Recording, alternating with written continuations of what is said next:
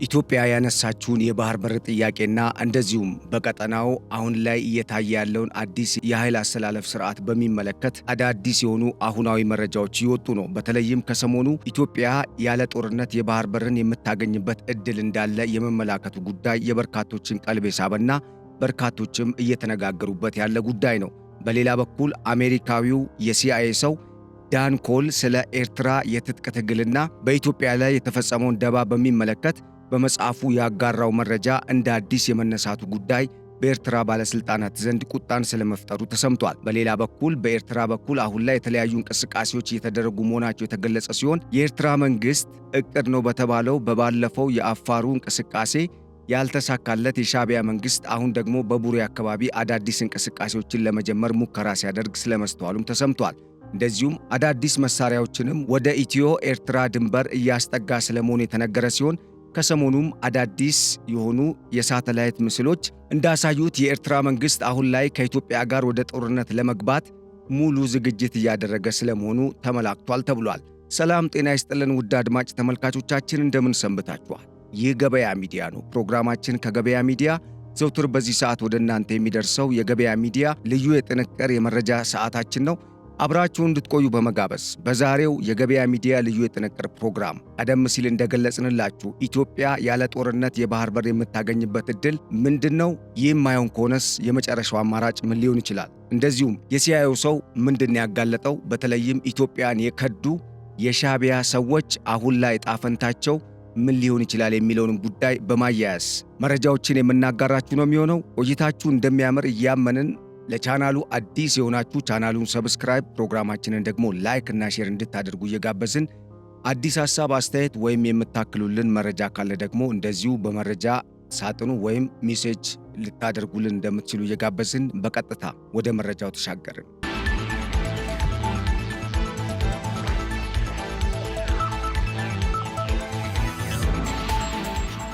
ከሰሞኑ ኢትዮጵያ ያለ ጦርነት የባህር በር የምታገኝበት እድል ሰፊ ስለመሆኑ የበርካታ ምሁራንንና ትውልደ ኢትዮጵያውያንና የኢትዮጵያን ሰላም ብሎም በቀጠናው ላይ ሰላም እንዲመጣ የሚፈልጉ በርካታ አካላትን እያነጋገረ ነው። በተለይም የጂኦፖለቲክስና የዓለም አቀፍ ምሁራን የሆኑ ሰዎች በጉዳዩ ላይ ውይይት እያደረጉ ስለመሆናቸውም እየወጡ ያሉ መረጃዎች አመላክተዋል። ኢትዮጵያ ከዚህ ቀደም በነበሩት ጊዜያት ከኤርትራ ጋር የነበራት ግንኙነት ሰላምም የሌለበት እንደዚሁም ጦርነትም የሌለበት ሆኖ ሲገለጽ የነበረ ሲሆን አሁን ላይ ግን ሁለቱ አገራት ወደ ለየለት ጦርነት ሊገቡ ይችላሉ የሚለው ስጋት በከፍተኛ ሁኔታ አይሎ እንደሚገኝ የተለያዩ እየወጡ ያሉ መረጃዎች ይጠቁማሉ። በተለይም ሁለቱ አገራት አሁን ላይ እርስ በርስ እያደረጉት ያለው መወቃቀስና መወነጃጀል ለዚህ አንዱ ምክንያት ሊሆን ይችላል የተባለ ሲሆን በሌላ በኩል ኢትዮጵያም ሆነች ኤርትራ የተለያዩ የጦር መሳሪያዎችን እያዘጋጁና እየታጠቁ መሆናቸው በቀጠናው ጦርነት እንደሚኖር የሚያሳይ ነው የሚል አዳዲስ የትንበያ መረጃዎች እንዲወጡ ምክንያት ስለመሆኑ ተሰምቷል። ኢትዮጵያ የምጠይቀው ፍትሃዊ፣ ታሪካዊ፣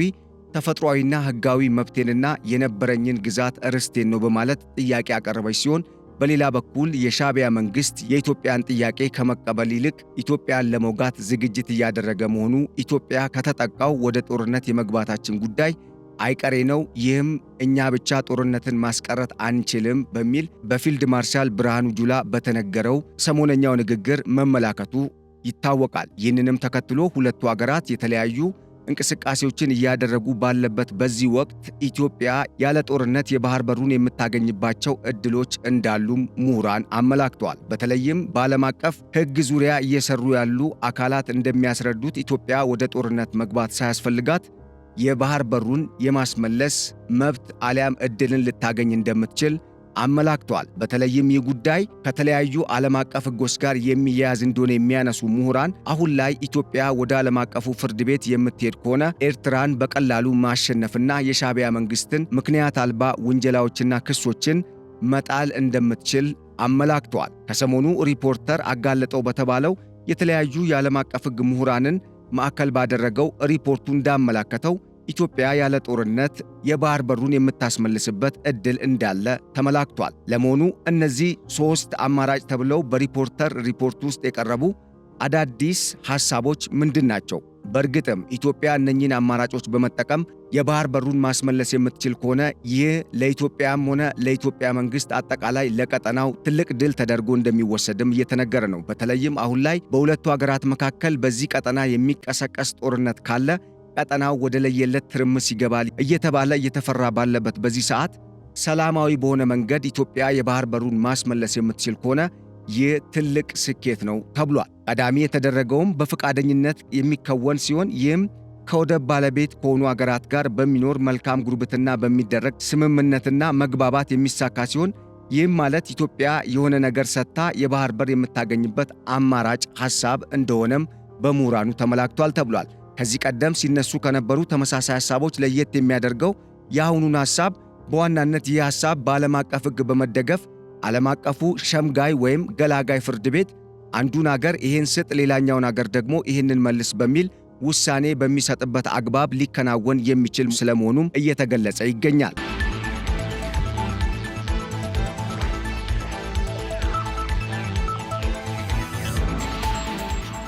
በሌላ በኩል በዓለም አቀፍ ሕግ ማስመለስ የሚለው ሲሆን ጉዳዩን ወደ ዓለም አቀፉ ሸምጋይ ወይም ገላጋይ ፍርድ ቤት በመውሰድ ሁለቱ አገራት በመካሰስ አንደኛው አገር አሸንፎ የሚወስድበት የሕግ አግባብን የተከተለ አሰራር ሲሆን ዓለም አቀፍ ሕግን መሠረት በማድረግ በአሻጥር የተወሰደባትንና ያለ ሰነድ ከኢትዮጵያ እጅ እንዲወጡ የተደረጉትን የተለያዩ ግዛቶችንና ወደቦቿን ኢትዮጵያ ማስመለስ የምትችልባቸው የሕግ ማዕቀፎችና አካሄዶች እንዳሉም በእነኚሁ ምሁራን ተመላክቷል ተብሏል። ሦስተኛውና በርካቶች አደገኛ ነው ያሉትና አሁንም ድረስ ስጋት ላይ ይጥላል የተባለው ደግሞ በቀጠናው ሊደረግ ይችላል የሚለውን የጦርነት ስጋት የበለጠ እንዲያይል ወይም ደግሞ ገቢራዊ እንዲሆን የሚያደርገው በኃይል ቀጠናውን የመቆጣጠር አጀንዳን ማዕከል ያደረገ ሲሆን ይህም በዓለም አቀፍ ሕግ አንዱ ሀገር ሕግን ጥሶ የሌላ ሀገርን ግዛት ከያዘና በተለይም ደግሞ ሕግን ያልተከተለ አካሄድን ተከትሎ በወረራ መልክ ወይም ባለቤትነቱ በማይታወቅ አግባብ የአንድን አገር ግዛት የወረረው አካል አሁን በሕግ ስጥ ሲባል አልሰጥም የሚል ከሆነ የተወረረበት አሊያም ግዛቱ የተወሰደበት አገር ወይም ደግሞ መንግሥት ግዛቱን በኃይል አሊያም ደግሞ ወታደራዊ አማራጮችን በመጠቀም የሚቆጣጠርበት ስርዓት እንደሆነም ተመላክቷል። ይሁንና ግን ይህ ማለት ቀጥተኛ የሆነ ግልጽ ጦርነትን የማያመላክት ነው የተባለ ሲሆን በተለይም እንደዚህ አይነት ሙከራዎች ከዚህ ቀደም ጠንካራና የበላይ የሆነ ወታደራዊ አቅም ያለው አገር የሌላኛውን አገር ግዛት በቀላሉ በመውረር ወይም ደግሞ መልሶ ወደ ራሱ ግዛት በመቀላቀል የሌላኛውን አገር በማስፈራራት ነገሩ በዛው ጸድቆ ወይም ጸንቶ እንዲኖር የሚያደርግበት ስርዓት ወይም በዓለም አቀፍ ደረጃ ተመሳሳይ ተሞክሮች እንዳሉ ይመላከታል። ይሁንና ግን አብዛኞች ይህን ጉዳይ ከጦርነት ጋር የሚያገናኙ ሲሆን በተለይም አሁን ላይ ዩክሬን ከራሽያ ጋር የገባችበትን ጦርነት በዋናነት በዋቢነት ያነሳሉ። ራሽያ ከዚህ ቀደም በሶቪየት ኅብረት ዘመን የነበረውን የራሴ ግዛት ነው ያለችውን አሁን ግን በዩክሬን እጅ የሚገኙትን የተለያዩ ግዛቶችን ወደ ራሷ ያስመለሰችበትን አካሄድ በምክንያትነት በማንሳት ኢትዮጵያም እንደ ራሽያ ኤርትራን በመውረር አሊያም ደግሞ ሕጋዊ አግባብን በመከተል ያለ አግባብ የተወሰደባትን እንደዚሁም ፍትሐዊ ባልሆነ መንገድ እስካሁን እየተጨቆነችበት ያለውን ግዛት ወደ ራሷ በማስመለስ መብቷን ማስከበር የምትችልባቸው አግባቦች እንዳሉ ተመላክቷል ተብሏል። በእርግጥም ሦስተኛው እንዴት ዓለም አቀፍ ሕግ ይደግፈዋል ይባላል የሚል ጥያቄን የሚያስነሳ ነው የተባለ ሲሆን ለዚህም ምላሽ ሲሰጡ ምሁራኑ በዓለም አቀፍ ሕግ አንድ አገር የሌላኛውን አገር ግዛት መውረር አይችልም። ይሁንና ግን ኤርትራ ከኢትዮጵያ የወሰደችው ግዛት ራሷ ኤርትራን ጨምሮ ያለ ሕግና ሕጋዊ መሠረት በሌለው አግባብ የመገንጠሏና እነኚህንም የኢትዮጵያን ወደቦች በቀላሉ በራሷ ፈቃድ የወሰደች መሆኗ ለዚህ ፍትሐዊነትና ሕጋዊ መሠረት ይሰጣል በማለት ምላሽ የሰጡ ሲሆን በቀጣይ እነኚህ ሁኔታዎች ተግባራዊ የሚሆኑም ከሆነ ኢትዮጵያ ወደቡን በቀላሉ በተለይም በመጀመሪያዎቹ ሁለቱ አማራጮች አማካኝነት የምታገኝበት ዕድል ሰፊ ሊሆን እንደሚችል አመላክቷል።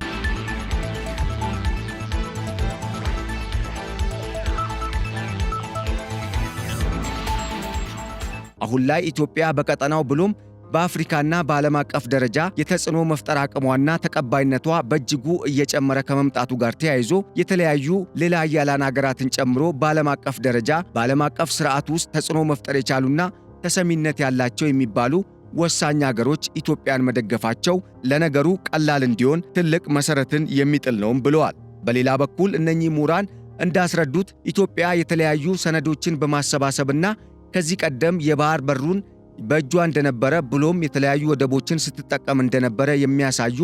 ታሪካዊ፣ ሕጋዊና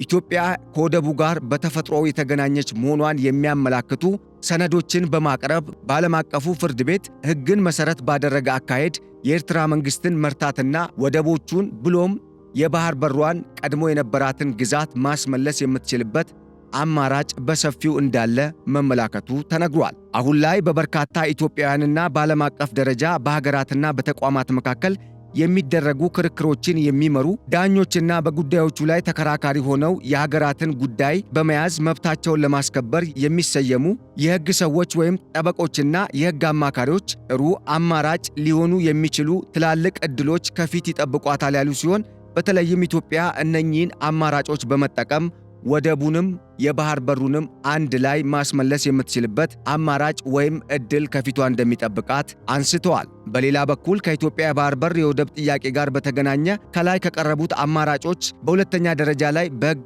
መዳኘት የሚለው ሐሳብን ዋና አጀንዳ እንደሆነ በማመላከት በርካታ ምሁራን ሐሳብና አስተያየት እየሰጡ እንደሆነ የተነገረ ሲሆን ይህም በዋናነት ኢትዮጵያ ነገሩን ወደ ፍርድ ቤት ይዛ የምትሄድ ከሆነ ከኤርትራ በተጨማሪ ጉዳዩ የጅቡቲንም የሀገርነት ጥያቄ የሚያስነሳና እንዲሁም በመከራከሪያነት ኢትዮጵያ የምታሸንፍበት ትልቅ ዕድልን የሚፈጥር እንደሆነም ተመላክቷል። በተለይም በዚህ ዓለም አቀፍ ሕግን ማዕከል ባደረገው አዲሱ አካሄድ በመመራት ኢትዮጵያ መብቷን ለማስከበርና የቀደሙ ግዛቶቿን ለማስመለስ የምታደርገው ጥረት የበለጠ አዋጪ ሊሆን እንደሚችል የሚያነሱ ምሁራን እንደሚያስረዱት ኢትዮጵያ በኤርትራ እጅ ያሉ አሁን ላይ የእሷ የሆኑ ነገር ግን አሁንም ድረስ ኤርትራ አልሰጥም ብላ እየተከራከረች ያለችባቸውን ወደቦችና የባህር በርን ጨምሮ ከጅቡቲና ከሌሎች አገራትም ጋር በሰነድ ደረጃ ልትከራከር የምትችልባቸው የተለያዩ የሕግ ማዕቀፎችና አማራጮች እንዳሏትም አመላክቷል።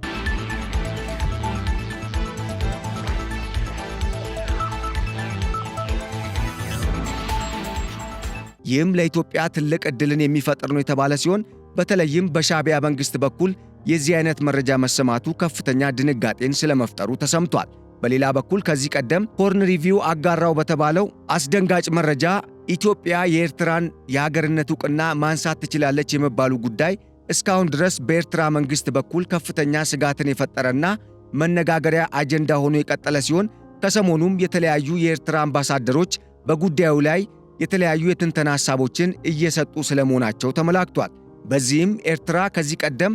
ኢትዮጵያ ሳትሆን ራሷን ችላ አገር የነበረች ነች በማለት ታሪካዊ ግድፈትን እየሰሩ እንደሆኑ የሚያሳዩ መረጃዎች እየወጡ ሲሆን በተለይም ኤርትራ ዋና የኢትዮጵያ አካል ከመሆኗም በላይ ኢትዮጵያ ኤርትራን ከግዛቶቿ በተለየ መልኩ ስታስተናግድና መውጫ መግቢያ በሯንም በአሰብና በምጽዋ ወደብ አማካኝነት አድርጋ ለበርካታ ዘመናት የውጭ ገቢ ንግዷን ስታሳልጥ የውጭ ግንኙነት እንቅስቃሴዋንም ስታደርግ መቆየቷን በማመላከት ይህንን የታሪክ ድርሳን ለመፋቅና በሐሰት ለመተካት የተሞከረ ሙከራ ነው። ነገር ግን ይህ ዓለም የሚያውቀው እውነታ ስለሆነ ሊሻርም ሊፋቅም ብሎም ሊጠፋ አይችልም ሲሉ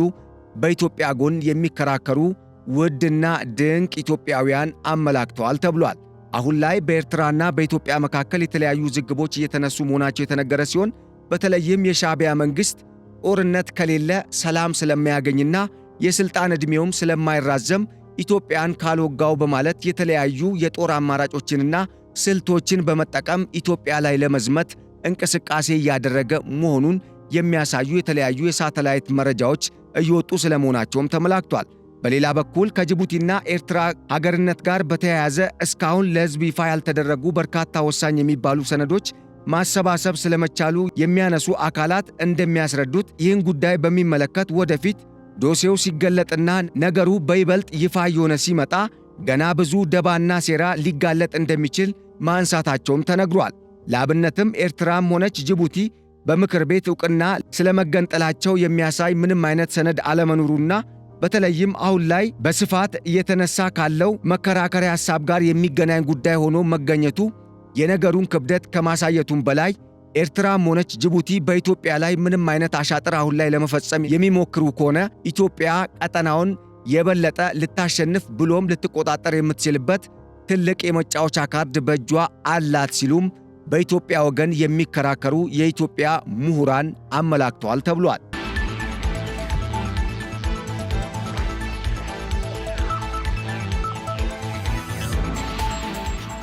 ይህን ጉዳይ በሚመለከትም ሀሳብና አስተያየት የሰጡት አንጋፋው ዲፕሎማት አምባሳደር ጥሩነህ ዜና እንደገለጹት ኤርትራ ስትመሰረት የኢትዮጵያ ፓርላማ የለም፣ የኢትዮጵያ ህጋዊ መንግስትም አልተመሰረተም በማለት በወቅቱ የነበረው የሽግግር መንግስትም ቢሆን ህጋዊ ነው ቢባል እንኳን የዚህ አይነቱን ከባድ ውሳኔ መወሰን እንደማይችል በማስረዳት የሽግግር መንግስት ለወትሮ የአንድን ሀገር ጥቅምና ክብር አስጠብቆ አገርን ከውድቀትና ከመቆራረጥ ከመከፋፈል ብሎም ከመበታተን በማዳን ለህጋዊ መንግስት የማስረከብ አጀንዳና ኃላፊነት እንጂ የማይሆን የሆነ ህግ አልባ የሆነና የሀገርና የህዝብን ጥቅም በዘላቂነት የሚጎዳ ተግባርን የመፈጸም ምንም አይነት ህጋዊ መብትም ሆነ ኃላፊነት የለውም በማለት በነገሩ ላይ ሲከራከሩ መስተዋላቸው ተሰምቷል። በሌላ በኩል አምባሳደር ጥሩነህ ጉዳዩን በዋና መከራከሪያ ሀሳብነት በማንሳትም ቀጠል አድርገው በወቅቱ በኤርትራና በኢትዮጵያ መሪዎች መካከል የሽግግር ሂደቱንና የኤርትራን የመገንጠል ጉዳይን በሚመለከት በለንደኑ ስብሰባ ላይ ዋና ተሳታፊ የነበሩትና የአሜሪካ ወሳኝ አደራዳሪ የነበሩት በኢትዮጵያና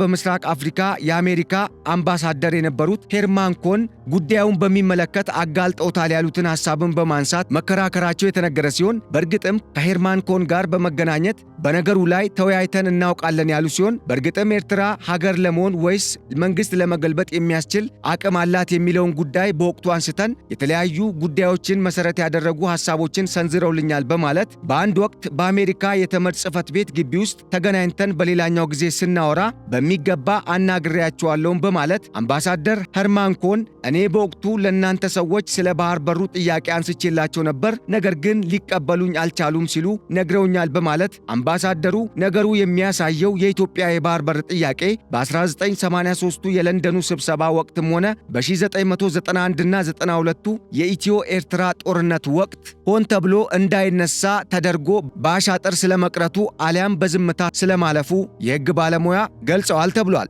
በሌላ በኩል የሕግ ባለሙያ የሆኑት አቶ አንዱዓለም የተሰኙት የዓለም አቀፍ ሕግ ባለሙያ ሰው እንደገለጹት የኢትዮጵያ የባህር በር ጥያቄ ታሪካዊና ዓለም አቀፋዊ ሕግን መሰረት ያደረገና ዘርፈ ብዙ ምክንያቶችን የያዘ ነው ያሉ ሲሆን በዚህም ኢትዮጵያ የምታነሳው የባህር በር ጥያቄ የምታነሳበት መነሻ ምክንያት ያደረገችው ዓለም አቀፍ ሕግን መነሻ በማድረግ እንደሆነ በማመላከት ለዚህም በርካታ የሚባሉ ምክንያቶችና ዘርፈ ብዙ የመከራከሪያ ነጥቦች እንዳላትም ማንሳታቸው ተነግሯል። ከነዚህ መከራከሪያ ነጥቦች አንዱና ዋነኛው የሆነው ደግሞ የተመድ የባህር በር አጠቃቀም ሕግ እንደሆነ በመጠቆም እዚህ ጋር ልንገነዘብና አጽንኦት በመስጠትም ልናውቀው የሚገባ ጉዳይ ኢትዮጵያ የምታነሳው ጥያቄ የወደብ ሳይሆን የባህር በር ጥያቄ ነው ሲሉም በማስረዳት ኢትዮጵያ በተመድ የባህር ሕግ አንቀጽ 125 መሰረት የባህር በር የሌላቸው ሀገራት የባህር በር ያላቸው ጎረቤት ሀገራትን የባህር በርና የወደብ ኮሪደሮችን የመጠቀም መብት አላቸው የሚል መከራከሪያ ነጥብን ስለማንሳታቸው በሪፖርተር ዘገባ ተመላክቷል ተብሏል።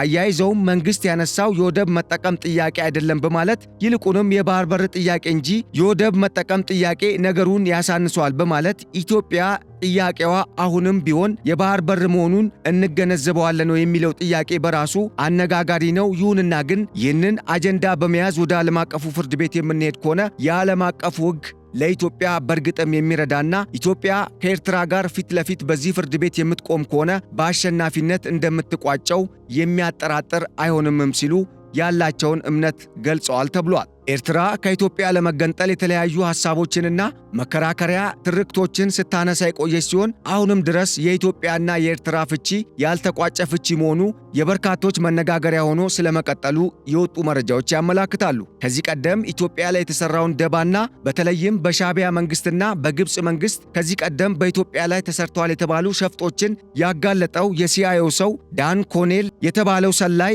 በማስታወሻው እንዳረጋገጠው የአስመራው ሰው ኢሳያስ አፈወርቂ እንዴት እዚህ ደረጃ እንደደረሱና በኢትዮጵያ ላይ ሲሰሩ የነበሩትን ደባና ሸፍጥም በግላጭ ስለማጋለጡ መረጃዎች አመላክተዋል። በተለይም በቀዳማዊ ኃይለ ሥላሴ ዘመን ማለትም እንደ አውሮፓውያን አቆጣጠር በ1952 ዓ.ም በተመድ ጠቅላላ ጉባኤ ውሳኔ ቁጥር 390 አማካኝነት ኢትዮጵያና ኤርትራ ዳግም በፌዴሬሽን እንዲጣመሩና እንዲዋሃዱ ከተደረገ በኋላ በኢትዮጵያ ላይ የተከናወኑና የተሰራባት ሸፍጥና የተለያዩ ሴራዎች በርካታ ስለመሆናቸው ይህው የአሜሪካው ሰው ማመላከቱ ተገልጿል። ገልጿል። እንደዚህ አይነት አዳዲስ መረጃዎችና ከዚህ ቀደም በኢትዮጵያ ላይ ተሰሩ የተባሉ ሸፍጦችን በዓለም አቀፍ ደረጃ የሚያጋልጡ ሰዎች አሁን ላይ እየተበራከቱ መምጣታቸው ኢትዮጵያ በጉዳዩ ላይ የበለጠ በበላይነት እንድትቋጭ የሚያስችሉ አዳዲስ ማስረጃዎች በእጇ እየገቡ እንደሆኑ የሚያመላክቱ መረጃዎች ይህ ሰው በወቅቱ ኤርትራ ከመገንጠሏ በፊት በግብፅ የኤርትራ ታጣቂዎች የፖለቲካ ስልጠና ሲወስዱና በሱዳን ደግሞ ወታደራዊ ስልጠናዎችን በመውሰድ በኢትዮጵያ መንግስት ላይ ለመዝመት የተለያዩ እንቅስቃሴዎችን ሲያደርጉ የነበሩትንም የተለያዩ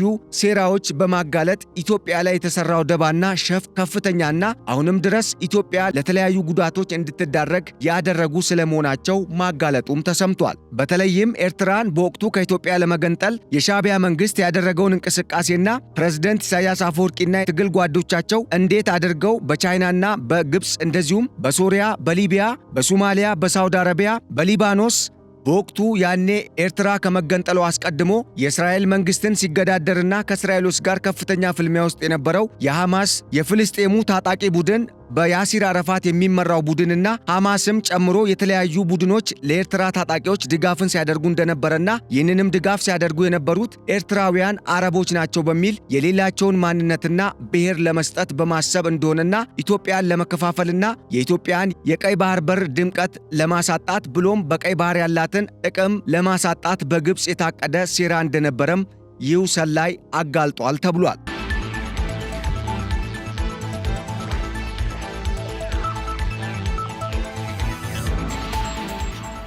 አሁን ላይ የኤርትራ መንግስት በኢትዮጵያ ላይ የተለያዩ ሸፍጦችን ለመፈጸምና በተለይም የጦር እንቅስቃሴን እያደረገ እንደሚገኝ የሚያሳዩ ዘ ኢንዲፔንደንትና ስፑትኒክ አፍሪካን ማዕከል ያደረጉ የተለያዩ የመረጃ ምንጮች ያሰራጯቸው ዘገባዎች እንደሚያመላክቱትም የኤርትራ መንግስት አሁን ላይ ጦርነቱን በኢትዮጵያ ውስጥ ለማድረግ የተለያዩ አካባቢዎች ጦርነቶችን በመክፈት ከኢትዮጵያ ማዕከላዊ መንግስት ጋር የተለያዩ የትጥቅ ትግሎችን በተዘዋዋሪ እያደረገ እንደሆነ በማመላከት ይህ ጉዳይ የኢትዮጵያን መንግስት አቅም ለማዳከምና ኢትዮጵያ በጉዳዩ ላይ አቅም ኖሯት የኤርትራ መንግስት ተከራክራ የባህር በሯን እንዳታስመልስ ለማድረግ እንደሆነ የሚያመላክት ነውም ተብሏል። ይሁንና ግን አሁንም ድረስ በሀገሪቱ በተለያዩ አካባቢዎች እየተደረጉ በሚገኙ የተለያዩ የትጥቅ ትግሎችና ታጣቂዎችን ማዕከል ያደረጉ የትጥቅ እንቅስቃሴዎች ኢትዮጵያ አቅሟ እንደተፈራውና የኤርትራ መንግስትም ሆነ የኢትዮጵያ ጠላቶች እንደገመቱት እንዳልተዳከመና ይልቁንም ኢትዮጵያ ጥበብ የተሞላበት አካሄድን በመምረጥ አሁን ላይ እያደረገች ባለችው እንቅስቃሴ አቅሟ የበለጠ እየተጠናከረ የመጣበትና በተለይም በቀጠናው ብሎም በአፍሪካ ደረጃ አሁን ላይ አሉ የሚባሉ ሀገራት ያላቸውን የጦር መሳሪያ በተለየ መልኩ በመታጠቅና አሁን ላይ አፍሪካ ውስጥ አሉ ከሚባሉ የጦር ኃይሎች ቀዳሚ ከሚባሉት አራቱ ተርታ መመደብ መቻሏን አመላክቷል ተብሏል። በዚህም ኢትዮጵያ በቀጠናው የሚቃጣባትን የትኛውንም ጥቃት ከመመከትም በላይ ቀጠናውን በበላይነት ለመዘወር የሚያስችል ወታደራዊ አቅምን ከሙሉ የዘመናዊ መሳሪያ ትጥቅ ጋር ታጥቃ ትገኛለችን በማለት ስፑትኒክ አፍሪካ፣ ዘ ኢንተለጀንስ እና ዘ ኢንዲፔንደንት በስጋት ያወጧቸው መረጃዎች አመላክተዋል ተብሏል። በተለይም በአብዛኛው የግብፅን አጀንዳ በመደገፍ የሚታወቀውና መሰረቱን ግብፅ ያደረገው ዘ ኢንዲፔንደንት የተባለው የግብፅ ሚዲያ እንዳመላከተው ኢትዮጵያ፣ ግብፅና ኤርትራ ብሎም በቀጠናው ጥቅማችንን ለማስጠበቅ ከኢትዮጵያ ጋር አሁን ላይ እየተገዳደርን እንገኛለን የሚሉ ሀገራት በእጃቸው ያልገቡ የተለያዩ የጦር መሳሪያዎችን ታጥቃለች በማለት ድብቅ መረጃዎችን እያሰራጨ ስለመሆኑ የተገለጸ ሲሆን ይሁንና ግን ከኢትዮጵያ መንግስት በኩል በእነኚህ አይነት ሚዲያዎች ለሚወጡ መረጃዎች ምላሽ ሲሰጥ አልተስተዋልምም ተብሏል። በሌላ በኩል ኢትዮጵያ አሁን ላይ የጦር ኃይሏን በእጅጉ በማደራጀት ላይ የምትገኝ መሆኗ የተገለጸ ሲሆን ቻይና፣ ራሽያ፣ እስራኤል፣ የተባበሩት አረብ ኤምሬትስ፣ ፈረንሳይና ሌሎች ወታደራዊ አቅሞች ያሏቸው ሀገራት ከኢትዮጵያ ጋር በጥምረት እየሰሩ መሆናቸው የኢትዮጵያን ወታደራዊ አቅም ከመቼውም ጊዜ በላይ ከማጠናከሩም በላይ የኢትዮጵያ መከላከያ ሰራዊት በመረጃና በትጥቅ ትግል የተደራጀ እንዲሆን ስለማድረጉም የወጡ መረጃዎች አመላክተዋል። ይህም ኢትዮጵያና ኤርትራ ካሁን በኋላ ወደ ጦርነት የሚገቡ ከሆነ የኤርትራ መንግስት በጦርነቱ እንደሚሸነፍና ኢትዮጵያም ከባህር በሩ በተጨማሪ ኤርትራንም የመጠቅለል አቅም ሊኖራት እንደሚችል አሁን ላይ እየወጡ ያሉ በተለይም በጂኦፖለቲክስና በዓለም አቀፍ ግንኙነት ዘርፍ የተለያዩ ጥናትና ምርምር ስራዎችን የሚያደርጉ አካላት እያወጧቸውና እያሰራጯቸው ያሉ መረጃዎች ማመላከታቸውን የወጡ መረጃዎች ጠቁመዋል። ውድ አድማጭ ተመልካቾቻችን ለዕለቱ ያዘጋጅንላችሁ የገበያ ሚዲያ ልዩ ጥንቅር የመረጃ ፕሮግራማችን ይህንን ይመስል ነበር። ስለተከታተላችሁንና አብራችሁን ስለዘለቃችሁ እጅጉን በማመስገን በቀጣይ በሌሎች መረጃዎች ወደ እናንተ እስክንመለስ ለአሁኑ በዚሁ ተሰናበትናችሁ። ቸር ሰንብቱልን። ሰላም።